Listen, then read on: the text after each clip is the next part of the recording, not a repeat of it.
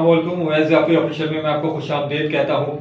سندھ کا بجٹ، صوبائی budget, Pakistan Peoples party کی حکومت میں مستقل تیسرا چوتھا بجٹ جو ہے وہ اس ٹرن اوور کا جو ہے وہ پیش کیا جا رہا ہے، اور پاکستان پیپلز پارٹی کے حوالے سے ہمیشہ سے سمجھا جاتا ہے کہ یہ وہ جماعت ہے جو عوامی فلاح بہبود اور لوگوں کے بارے میں سوچتی ہے۔ لیکن جو میں نے تھمبنیل پہ لکھا اور جو نکات میں آپ کو بتانے جا رہا ہوں، یہ آپ کے لیے سننا بہت زیادہ ضروری ہے اور سمجھنا اس سے زیادہ ضروری ہے۔ وہ لوگ جو یہاں پہ مستقل رہنا چاہتے ہیں، اور ان میں شاید میں بھی شامل ہوں، جن کے بچے یہاں پروان چڑھیں گے اور سب تو نہیں جا سکتے اس ملک سے باہر، وہ اپنے مستقبل کا تعین کس طرح سے کریں اور کن ہاتھوں پر وہ کن لوگوں پہ وہ بھروسہ کریں، کن ہاتھوں پہ یقین کریں کہ وہ ہاتھ ان سے لینے والے پیسے ٹیکس کے ذریعے انہیں واپس دیں گے۔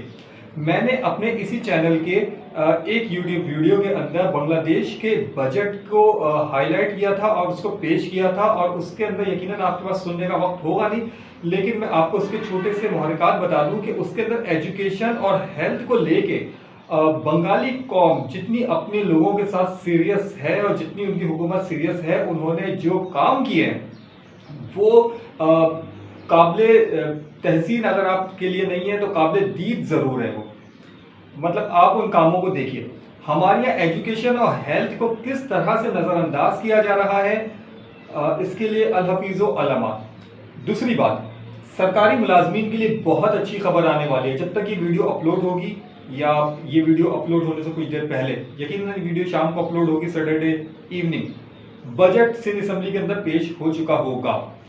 جس وقت میں یہ ویڈیو بنا رہا ہوں، میرے پاس باخبر ذرائع سے جو اطلاعات اس وقت موجود ہیں وہ میں آپ کو اعداد و شمار دیتا ہوں اور آپ حیران ہو جائیے، لیکن یہ بات یاد رکھیے گا کہ جو بجٹ آج سندھ ایوان کے اندر پیش ہونے جا رہا ہے، یا جب آپ یہ ویڈیو دیکھیں گے جو پیش ہو چکا ہوگا، اس کے اندر ایجوکیشن اور ہیلتھ کے ساتھ کیا مذاق ہوا ہے اور پاکستان کے آرٹیکل 4A کے ساتھ کیا ہوا ہے۔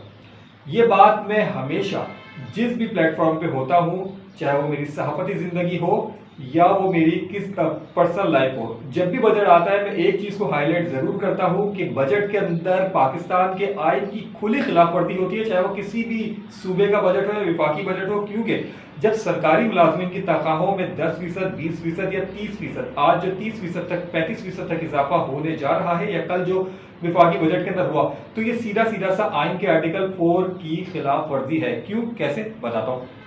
آئین کا آرٹیکل 4 یہ کہتا ہے کہ پاکستان کا کوئی بھی شہری ہو جس کے پاس قومی شناختی کارڈ موجود ہے، یعنی وہ پاکستان کا شہری ہے، وہ پاکستان کے کوئی بھی شہری تمام بنیادی حقوق پر ایک جیسے حقوق لینے کا حقدار ہے، اور پاکستان کا آئین ہر بنیادی حقوق کی فراہمی یکساں کرنے کا پابند ہے۔ جو بھی حکومت اس وقت موجود ہو ریاست کے اندر، وہ اس بات کی پابند ہے کہ تمام شہریوں کو بنیادی حقوق کی یکساں فراہمی کرے۔ یہ ہے آئین کا آرٹیکل نمبر 4 آرٹیکل آف یعنی پاکستان کے آئین کے آرٹیکل 4 کے تحت یہ بات میں نے کی۔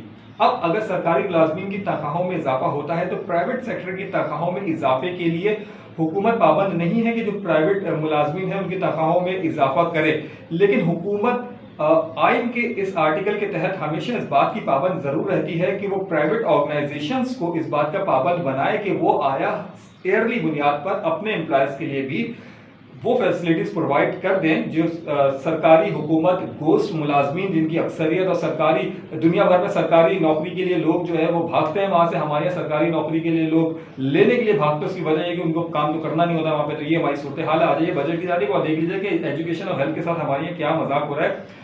22 خرب روپے کا یہ بجٹ ہے سندھ کا، 22 خرب کا تقریباً، ٹھیک ہے۔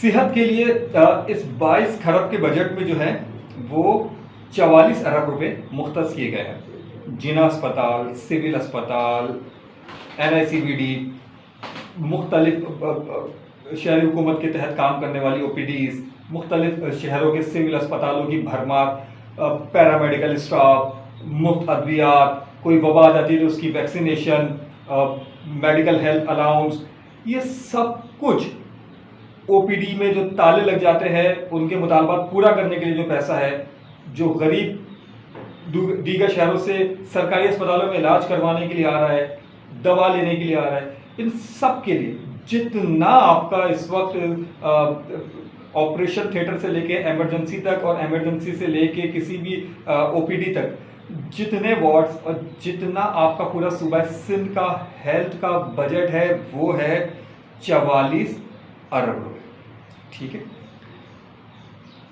ورکس اینڈ سروسز کے لیے 109 ارب روپے. 109 ارب اور 44 ارب. 109 ارب یعنی کہ ڈبل سے بھی زیادہ. کہاں پہ؟ ورکس اینڈ سروسز پر. اور ورکس اینڈ سروسز کون کام کر رہا ہے، کتنے امپلائز کام کر رہے ہیں، کہاں کہاں کس کو نوازا گیا، میں اس کو بتانے کا پابند نہیں ہوں. آپ مجھ سے زیادہ سمجھدار ہیں کہ یہاں پہ نوکریاں کس طرح سے گئی ہیں، ایجوکیشن سسٹم کے اندر کیا حال ہے، ہیلتھ سسٹم کے اندر کیا حال ہے. ورکس اینڈ سروسز کے لیے جو ہے وہ 109 ارب. ہیلتھ کے لیے صرف 44 ارب. محکمہ آبپاشی کے لیے 52 ارب. ہیلتھ سے بھی زیادہ محکمہ آبپاشی کے لیے. ٹھیک ہے. صوبائی ترقیاتی منصوبوں کے لیے 697 ارب روپے، تقریباً 700 ارب روپے. یہ ہے جی سندھ کی ترقی کے لیے. لوور سندھ کی حالت میں نہیں بتانا چاہتا. بدین، گولارچی، سجاول، ٹھٹا، یہ بیلٹ جو لوور نیچے تک جا رہی ہے، بدین سے ہوتے ہوئے تھر پارکر تک جا رہی ہے، اس کی حالت مجھ سے زیادہ آپ بہتر جانتے ہیں. اپر مڈل سندھ کی طرف آ جائیے. دادو، شہداد کوٹ، لاڑکانہ، سہون. یہاں آپ گاڑی روکیں گے تو 4 لوگ آپ کے پاس پیسے مانگنے کے لیے آ جاتے ہیں. مقامی لوگوں کی اتنی بری صورتحال. یہ ہے مڈل سندھ. اپر سندھ کی طرف چلے جائیں، سکھر، خیرپور، رانی پور. اس طرف آ جائے جیکب آباد، مورو. صورتحال سندھ کے لیے یہ ہے کہ سندھ کی ترقی کا بجٹ جو ہے وہ 697 ارب روپے رکھا گیا ہے. پروردگار سے دعا یہ ہے کہ یقیناً یہ پورا کا پورا پیسہ سندھ کی ترقی پہ لگے اور ہمارا سندھ بہت زیادہ ترقی کرے. یہ ہماری دعا ہے. لیکن اس کے مقابلے میں ایک ہے میگا سٹی سندھ کا شہر ہے، سندھ کا دارالحکومت ہے، اور ایک ہے میگا سٹی جس کے لیے ابھی کچھ عرصہ پہلے تک جو ہے وہ آبجیکشنز تھے مردم شماری کو لے کے، اور پھر جب دوبارہ کروائی گئی تو کچھ تعداد بڑھ گئی. اور اس شہر کے اندر صرف اردو بولنے والے یا کوئی خاص کمیونٹی کے نہیں رہتے، کیونکہ اتنے سال ایک اردو بولنے والوں نے یہاں پہ ان کی نمائندہ جماعت نے یا ان کی جماعت نے جو ہے وہ یہاں پر ایک تسلسل رکھا اپنی حکومتیں کرنے کا. تو اس لیے میں اس لفظ کو استعمال کر رہا ہوں، ورنہ میں بانٹنے کے بالکل قابل نہیں ہوں، اور نہ میں چاہتا ہوں کہ میں شہری سندھ اور دیہی سندھ کا کوئی فرق کروں. لیکن میں آپ سے کہنے کا اس لیے پابند اس بات پہ ہوں کہ آپ ذرا دیکھیے کہ اس شہر کے لیے کتنا بجٹ ہے. سندھ کے لیے ہے 697 ارب، تقریباً 700 ارب. اور کراچی جس میں یہ ہمارے تمام قومیت کے بھائی ہم سب ایک ساتھ مل کے رہتے ہیں، وہاں کے لیے میگا منصوبوں کا بجٹ جو ہے وہ ہے سندھ کے لیے 697 تقریباً 700 ارب. کراچی کے لیے میگا منصوبوں کا بجٹ ہے جی 12 ارب روپے. یہ تھی صورتحال، اور دعا یہ ہے کہ سندھ حکومت کم سے کم، کیونکہ وہ ہمیشہ آئین کی بات کرتی ہے اور آئین کے حوالے سے ہمیشہ قدم اٹھاتی ہے. آئین کا آرٹیکل 4 بھی دیکھیں، تمام شہریوں کو بنیادی حقوق ایک ساتھ ملنے چاہیے.